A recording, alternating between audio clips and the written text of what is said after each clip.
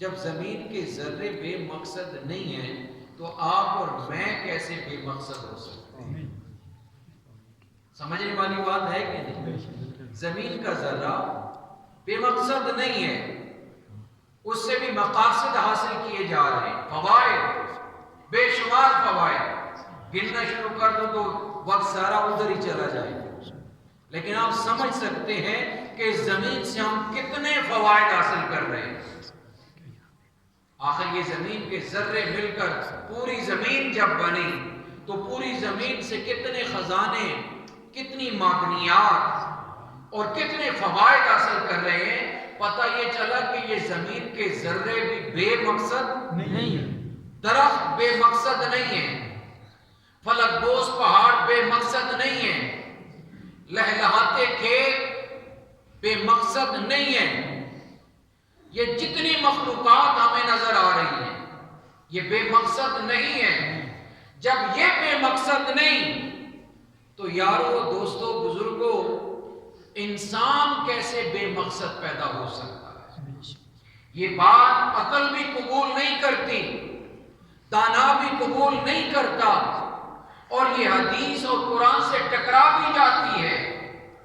انسان کے متعلق اللہ نے فرمایا کہ اے انسان، جب تو کہتا ہے کہ یہ بے مقصد نہیں ہے، مخلوق، جب تیری زبان پر یہ اقرار آ جاتا ہے کہ کوئی چیز بے مقصد، بے فائدہ ویسے ہی نہیں ہے، اس کا کوئی نہ کوئی فائدہ ہے، اس کا کوئی نہ کوئی مقصد ہے، تو اے انسان یہ بھی سوچ کہ تیرا کیا مقصد ہے۔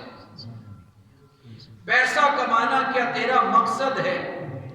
کوٹھیاں بنانا کیا تیرا مقصد ہے؟ ظاہری عزت، مسند، مقام حاصل کرنا کیا یہ تیرا مقصد ہے؟ پورے کے پورے قرآن کا نچوڑ اور آقا علیہ الصلوۃ والتسلیم کے فرامین کا لب لباب یہ ہے کہ اے انسان، یہ سب کچھ میں نے تیرے لیے بنایا اور تجھے میں نے اپنے لیے بنایا۔ جب انسان اس سوچ کی طرف آگے سفر کرنا شروع کرتا ہے، اگر بات سمجھ میں نہ آئی تو پھر قرآن سمجھاتا ہے۔ قرآن ہم پڑھتے نہیں نا، یہ ہماری بدبختی ہے، یہ ہماری ایک نہ سمجھی ہے۔ قرآن پھر سمجھاتا ہے، اے انسان تو مجھے پہچاننا، اللہ کہتا ہے تو مجھے پہچان، عبادت کے ذریعے میری معرفت حاصل کر، اس لیے کہ میں نے تجھے پیدا کیا ہے، میں نے تجھے، اب یہ اللہ سمجھا رہا ہے کہ میں نے تجھے، اشارۃ النص میں یہ معنی نکل رہا ہے کہ میرے سوا تجھے اور کون پیدا کر سکتا ہے۔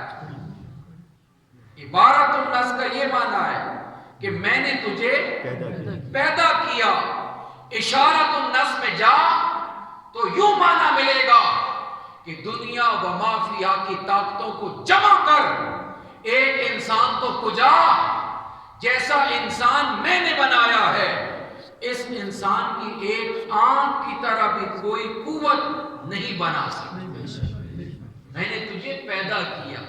پھر انسان تھوڑا سا تیز ہے نا باتوں میں، دلائل میں اور رد کرنے میں، پھر انسان یہ کہہ سکتا تھا میں تو اپنے والدین کے ذریعے آیا۔ عقل ہے کہ نہیں؟ عقل یہی کہتی ہے نا، میں تو اپنے، ذرا توجہ میری طرف رکھیے گا، میں آپ سے باتیں کر رہا ہوں، آپ سے کچھ باتیں کر رہا ہوں، اور مصلی رسول پر بے مقصد باتیں نہیں ہوتی ہیں۔ میں تو اپنے والدین کے ذریعے آیا، تو اللہ تعالیٰ نے قرآن میں اس کا پہلے ہی جواب دے دیا، میں نے تجھے ہی نہیں بلکہ تیرے ماں باپ اور آباء و اجداد کو بھی میں نے پیدا کیا، اور میں چاہوں تو بغیر والد کے بھی پیدا کر سکتا ہوں۔ تو کہتا ہے کہ تو اپنے ماں باپ کے ذریعے آیا، اگر میری قدرت کے مشاہدے کرنا چاہتا ہے تو میں بغیر والد کے عیسیٰ کو پیدا کر سکتا ہوں۔ سبحان اللہ۔ یعنی اب یہ فخر، تکبر، سوچ رد ہو گئی کہ میں والدین کے ذریعے آیا کتنے ہی جوڑے ایسے ہیں سینکڑوں کہ جو شادی شدہ ہیں لیکن ان کی نصیب میں اولاد نہیں ہے، کیونکہ اللہ کی طرف سے منظوری ہی نہیں ہے۔ جب منظوری آ جائے تو سونا رب پھر اولاد بھی عطا فرما دے۔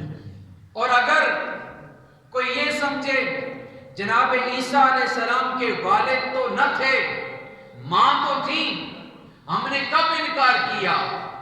اللہ تعالیٰ کا اذن ہی ایسے ہوا تھا کہ تجھے مجھے والدین کے ذریعے پیدا کیا، اور ادھر جناب عیسیٰ علیہ السلام کو ماں کے ذریعے پیدا کیا، اور بالآخر اللہ نے پس پردہ اور قرآن کے واضح جملوں کے اندر یہ بھی کہہ دیا کہ میں چاہوں تو بغیر